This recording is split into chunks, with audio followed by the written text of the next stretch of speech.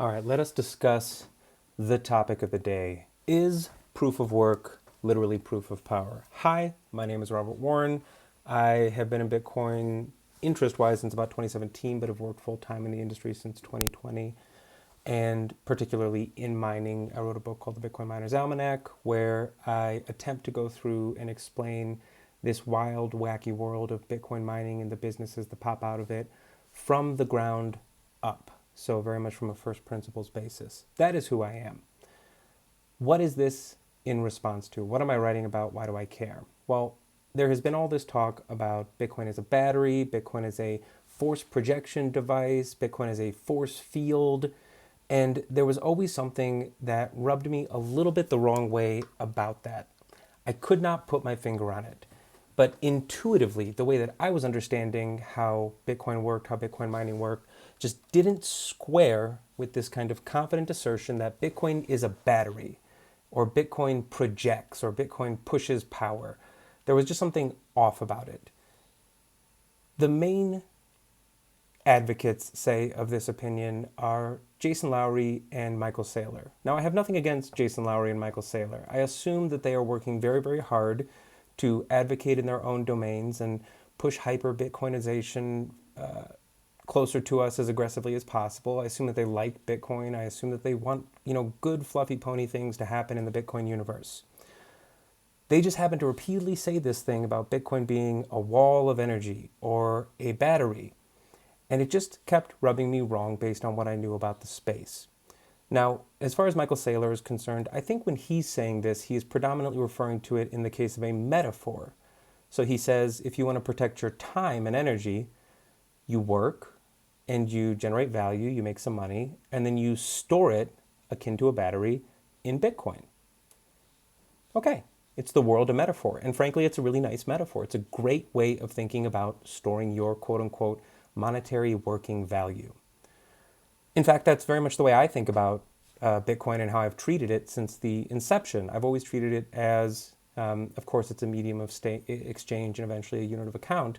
But I've always thought, I know this thing is going to be volatile, but I don't care because I'm going to treat it like a long-term savings account, like a battery. Beautiful metaphor. Love it. What my most recent essay that I'm going to go through here is in response to is the thesis of Jason Lowery. I have nothing against Jason Lowery. He's a smart dude. He has done a bunch of work in his professional career through the DoD or through other various agencies. He produces this thesis called SOFTWAR. And SOFTWAR has much this same argument style, which is that Bitcoin is some kind of battery, some kind of force projection tool. And Lowery is so confident, so believing in this, that he rephrases, he renames Bitcoin. He says you should actually call it bit power. And there was something that didn't seem right about this to me. It just didn't seem right about this to me. But I couldn't quite put my finger on what it was that I thought was incorrect. Because it's a huge thesis. It's 400 pages long, and the first few hundred pages give you a history of warfighting and power projection and animal signaling and cell biology, and it's huge. It's kind of this theory of everything. It's just giant. But it just kept popping up. It just kept popping up. It just kept popping up. And what I've come to, and what I have here, is what I think is the little piece that if Lowery is wrong, and what I think is right, I'm going to assert what I think is correct, then the SOFTWAR thesis, and thus the idea that Bitcoin is a battery, is a power projection device, entity, whatever it might be, is 100% unverifiably wrong. It is wrong and can be wholly thrown out because it is based, or it has been written, based on an assumption that is factually wrong. This is not going to be my opinion, my interpretation, the way that I'm looking at this thing and the belief that I have come to, which is that proof of work is literally not proof of power, is informed not because I have a strong opinion or I don't like the DoD or I just don't like batteries for some weird personal reason. It's because there is a very specific factual error that misunderstands how proof of work actually works, how Hashcash and how Bitcoin work. And if I walk you through and I explain it to you, and I show to you where Lowery makes that mistake in no uncertain terms, very explicitly makes a mistake, then we can reject the entire software thesis because it is based on something that is fundamentally untrue. This is how important I think this mistake being made is. So let's begin. I'm not going to read you the whole paper. I'll link it through. I will show you on the left-hand side the paper that I wrote, and I'll show you on the right-hand side the citations that I'm going to be using to go through. Okay, so my thesis, the belief that the Bitcoin network is a battery or a power projection tool because its proof of work protocol is literally a proof of power protocol is false. That's my thesis. That's what I'm asserting. The idea is sustained by a very true observation that mining Bitcoin requires an immense amount of energy. But it collapses when you actually start to understand the technicals of the situation. So the first thing I want to do is I want to steelman the argument. I want to go to Lowery's thesis and I want to read it and I want to find where he is asserting something different than what I believe. And I believe that he's going to make a really good case for why what he says is true.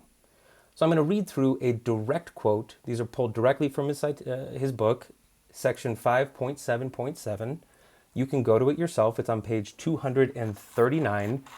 We can even scroll up to it so you can see that I haven't digitally altered anything. I haven't done any sort of funny business. I'm literally just pulling the text directly from the book and cleaning it up so that it pulls out what I believe are kind of the core points. Oh, I'm sorry, I mixed that up. It's 293. Look at that. Not 239. Okay, there we go.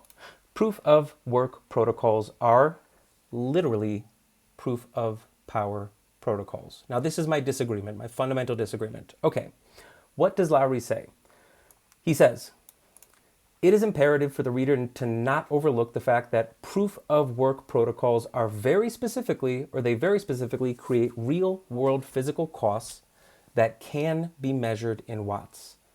The protocols are computationally inefficient, not just because of how many calculations they require, but because of how many watts must be consumed to make those calculations. I jump ahead a little bit. Now he's going to explain Adam Back's hash cache. He says, the first step, he's talking about producing proof of work. The first step is to create an algorithm that is so computationally difficult to solve, it imposes excess physical cost, aka watts. So he's saying, okay, excess physical cost, computation equals watts, on computers attempting to solve it. This algorithm effectively creates a vacuum of electric power. Okay, so he's now introduced a metaphor that must be filled, so I have to fill this vacuum for the physical cost function to generate a proof of work. So physically, the watts have to fill a vacuum. I have to expend watts to fill a vacuum. That is the metaphor that Lowery is painting for us. I jump in a little bit where he gets to this idea of the second step of Adam Back's hash cache, which is you issue the abstract proof or receipt to the individual that solves the hashing algorithm. Okay, it's a verification tool. Fundamentally, this is conceptually, I will say, that's not the way that I'm going to think about it, and it's important that I don't think about anything as a vacuum. But I will say that, yes, you have something that you have to do work. That work will achieve a difficulty. I think he's framing it a little bit incorrectly here because nothing is being filled. The SHA-256 hashing algorithm that Bitcoin uses, or Adam Back's hash cache, wasn't made to be quote-unquote inefficient. It was made to force a computer to do work. It was made to assume that somebody did some work. The original idea is that I don't want to spam my server. If I have an email server, I don't want you just kind of opening up a connection with me 1,000 times a second because you're going to tank my server. So what am I going to do? I'm going to give you this little problem that you're going to do, and then you're going to go do it off on your own. And if you want to talk to me, I'm a server, an email server, you're only allowed to talk to me if you first show me a little proof of work. So that's how I understand Adam Back's hash cache. Okay, so initially I already think he's going a little bit off the rails in terms of how we can think about hash cache or how we can think about proof of work, but this isn't really the most material thing that I want to hit on. The most material parts that I want to hit on are here, where he says something that is vitally important for the reader to understand. So this is his thesis, because remember, the head of this section is titled Proof of work protocols are literally proof of power protocols. Something that is vitally important for the reader to understand about proofs of work is that they represent an abstraction of real-world physical phenomenon. Okay, that's true in one way, not true in another, but we're going to have to clarify that. The proof or token or receipt that is used to verify the power expenditure is abstract. Okay, so a proof of work is an abstract thing. Okay, now here's where it gets really meaty. The power expenditure is a real-world physical phenomenon that is measurable in watts. So this is where I'm starting to disagree with him. He is saying, okay, you have a proof of work, which basically is a receipt for the fact that you've done the work.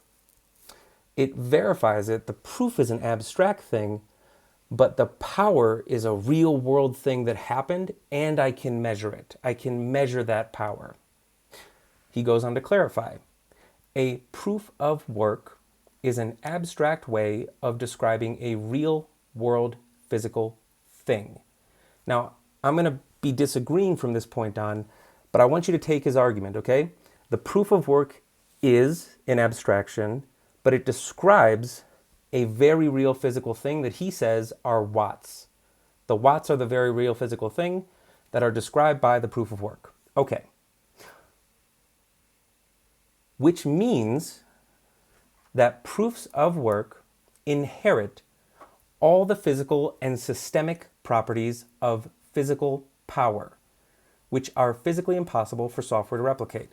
This is the cornerstone. This is really the meat that he's getting to that I'm going to most fundamentally disagree with, not because I say so, but because Adam Back and Satoshi say so.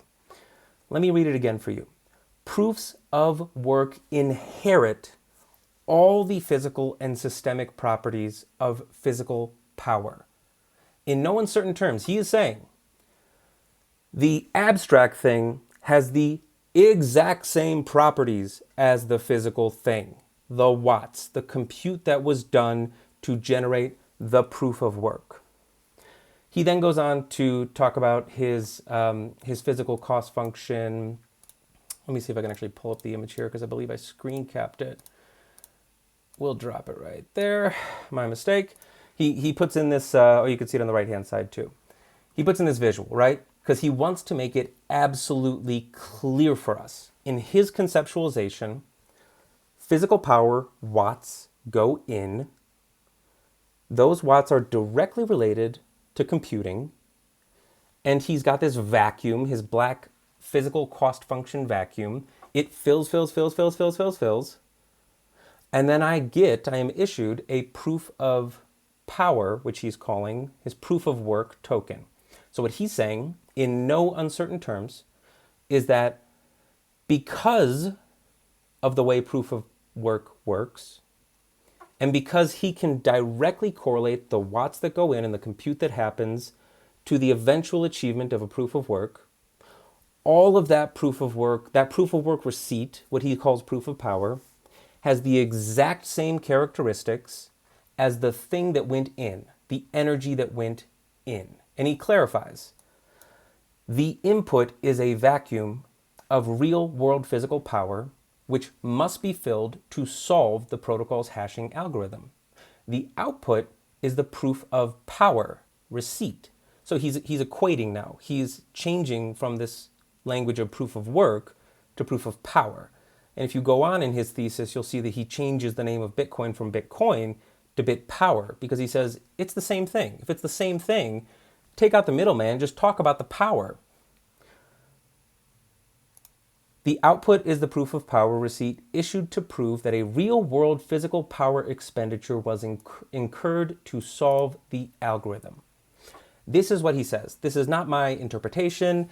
This is not my shady editing. This is not any sort of conceptual gobbledygook. I'm trying to make it as clear as humanly possible what he's saying because I really want to steelman this argument before I attack it. I want to make sure that I understand it 100% and properly before I say why I think that it is just foundationally gobbledygook. It makes no sense in regards to the way hashing or Bitcoin actually works.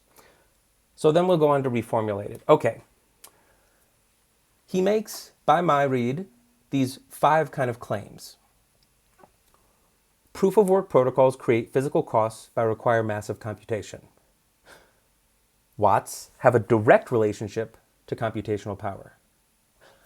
Computations are directly measurable in input watts, and the proof of work protocol issues a receipt for having done those computations. We can envision, this is his vacuum, the computations and work akin to a vacuum of watts that must be filled to receive a proof of work. And his result, which is the proof of work is literally the same thing as the work and retains all of the, and I quote him here because I don't want to misstate it, physical and systemic properties. So if you have an issue with this, let me know. But I tried hard to kind of simplify and clarify what he is saying here, and he says it many times in no uncertain terms, at least the way that I'm reading. He says it here in no uncertain terms by using the term literal. And in fact, I kind of take that to be obvious because he calls the section proof of work protocols are literally proof of power protocols. Literally. And then he explains what that literally means in terms of all of the properties that it has. Okay, so now we have claims and we can start to address those claims one by one. The first claim he makes, proof of work protocols create physical costs by requiring massive computation. I think this is true. This is very obviously true. If you want to run a proof of work protocol, you have to spend energy. There's no way to kind of do work without inputting energy. That's benign. It's just true. Watts have a direct relationship to computational power. I also think this is true. Now, I think that there's very much moderation here. There's something else to be considered, but I think it's uncontroversially true, okay? So you put in watts, you get computations on the back end. Now, that is true.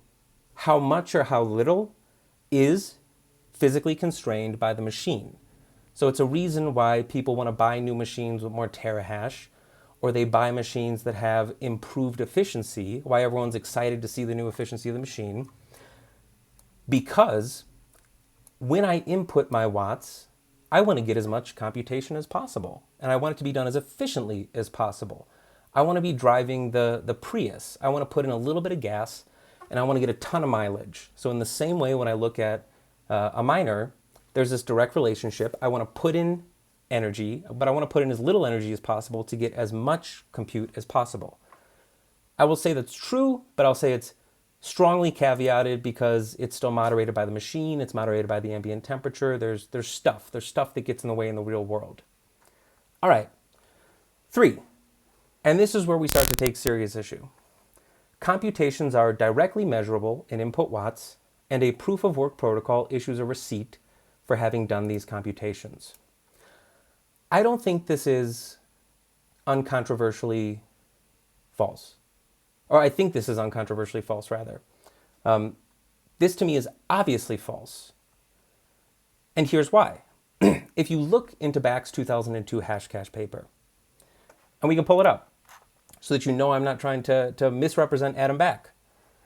And he had an earlier paper that was published in 97. This is a follow-up 5 years gone where he's kind of doing a little bit more review and doing a little bit more of a maybe clarification or summary of what's happening. But he's saying the exact same thing. And this is the paper that Lowery cites in his own thesis. What does Back say? He describes hashing, which is the process by which we do the work. He says Hashcash is a non-interactive, publicly auditable, trapdoor-free cost function with unbounded probabilistic cost. Now that's a technical definition. The introduction to that is not as important for our purposes. There's one piece that I want us to pay very close attention to, which is that he defines it as unbounded probabilistic cost. Now, nowhere in Back's paper does he say something is literally happening or directly relatable. He is employing a different strategy entirely. He is employing the strategy of statistical average. And he has to specify that because the cost, the work that he's defining, is not a direct cost. It is an implied cost. This makes the entirety of the difference. It is an unbounded probabilistic cost. What do we mean by that? Adam Back goes on. The cost to the client of minting a token. Now, this is before Bitcoin, so he's using different terminology, but we can think in terms of hashing to try to achieve the difficulty adjustment, mining Bitcoin. The cost to the client of minting a token has a predictably expected time, but a random actual time. He goes on. It can, in theory, take forever to compute, though the probability of taking significantly longer than expected decreases rapidly towards zero. What is Back describing here? He is describing the process by which a computer that is running the hashing algorithm inputs data into the hashing algorithm and then generates an output. Now, what's special about hashing? What's special about hashing is that the data that I put into my hashing algorithm, when I change it just the slightest bit, my output is entirely random. And if I change it just the slightest bit, my new output is entirely random. And then if I change it again a little bit, the next output is entirely random. Random. That is very, very important to how this entire thing works. Why does he have to specify this? He specifies this because the work that a computer is going to do to eventually output something that achieves the proof of work is never deterministic, is never literal. It is only ever predictable. It's predictable in the time, but the actual time, reality, is going to be random. That is how he defines hash cache. This is immensely important, because what does it mean? It means that sometimes when you are generating a proof of work, you get lucky. And you don't have to do as much work, but you still get the proof of the work. And other times, you get very unlucky. You do a lot of work, but you never achieve the proof of work.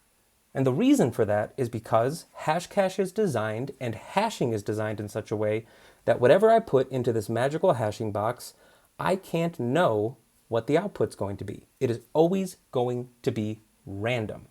But because it's random, it doesn't mean that I can't know anything about it. I can know some things about it, which is why I can predict how long it'll take me to find a block. I can predict how much I will be able to generate in revenue over a long enough time by mining in a certain kind of way. But the actuality, the reality, is always going to be random. It is defined in no uncertain terms in Adam Back's hash cache. The core distinction here is between a mechanism that is deterministic or not deterministic. And my assessment of what Lowery is doing here is that Lowery is describing Bitcoin and hashing and proof of work as if it is deterministic, as if I input something and then I deterministically get something out. And what Adam Back is saying, and where I think the disagreement is happening, is that Adam Back is explicitly defining that it is not deterministic. Now, how do we know that this is real?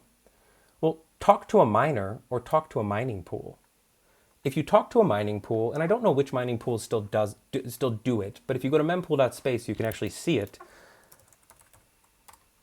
Because hashing is not deterministic, it is fundamentally not deterministic. We cannot directly correlate energy and watts and compute to proof of work. That means that luck is still a thing. Luck. You can sometimes be unlucky, or you could sometimes be lucky. And we know this. This is a tracked metric in Bitcoin. If you go to mempool.space and you go to the mining tab, what is this thing? It says pool's luck. The overall luck of all mining pools over the past week. A luck bigger than 100% means the average block time for the current epoch is less than 10 minutes. What does it mean? It means that Bitcoin has a difficulty, which is 112.15 trillion. That's a difficulty. We don't have to go too deep into it, but you understand it's a hard number. You can look at the blocks that actually come in, and you can say, oh, I guess we're getting lucky. But what you cannot say is this many watts are currently hashing and producing computations, hashing SHA-256 for the Bitcoin network. You can, under no circumstances, say that. And this is the crux of the argument, that you cannot take a thing that is probabilistic and ascribe qualities to it that I believe Lowery's doing as if it was deterministic. And he specifies that it's deterministic. Otherwise, I don't think he would have said proofs of work inherit all the physical and systemic properties of physical power. Bitcoin doesn't work by taking physical power and allowing a proof of work to inherit all the properties. Bitcoin only works by adding statistical randomness through the hashing algorithm, which breaks the link between the actual work and the output proof of work. And we know that link is broken because we're constantly tracking luck. Luck is still a factor. There's no such thing as luck in physics. In physics, if I do something with a watt, that watt has to go somewhere. Yet Bitcoin mining still tracks luck, which is a proxy for the statistical randomness. Let's go to the rest of the claims. We can envision the computations and work akin to a vacuum of watts that must be filled to produce a proof of work. You can see, based on what I previously said, why I think this is totally wrong. I also think you can just look at what Adam Back is saying. He titles section 2.1 publicly auditable probabilistic cost. So I don't understand where the disconnect is in between saying that this thing is literally something when Adam Back is telling you that it's probabilistic. It's not a literal thing. The fifth point, proof of work is literally the same thing as the work and retains all the physical and systemic properties. So I've already hit on this. I think that we've drastically misrepresented what Adam Back is talking about and drastically misunderstood what Bitcoin is doing. I'll finish up here and I'll say one more point, which is to extend on this software thesis. I understand it's a good metaphor. It's fun. It's great to think about this stuff. But that doesn't mean that we shouldn't be critical about it, because I want people to advocate for Bitcoin. I do. I want people to know Bitcoin better. I don't want people to misunderstand Bitcoin. I don't want people to misallocate capital. I don't want people to do silly things or to make silly claims or to confuse people. Most of the people that are going to learn about Bitcoin are still out there in the world ahead of us, not behind us. And I think it's really, really incumbent on us to describe what's actually happening in the proper way, based on the way it is actually described. And you don't just have to trust, Adam Back, because if you're a savvy Bitcoiner, you recognize that Bitcoin does not use the same implementation of Adam Back's Hashcash. It builds on Adam Back's Hashcash, but it keeps the same idea of an average or a probabilistic cost. And you can know that, but don't trust me. Trust Satoshi. Trust the white paper. Satoshi says it. Quote, "The proof of work involves scanning for a value that, when hashed, such as with SHA-256, the hash begins with a number of 0 bits. We're talking about achieving the difficulty adjustment, the difficulty target, achieving n bits, the target.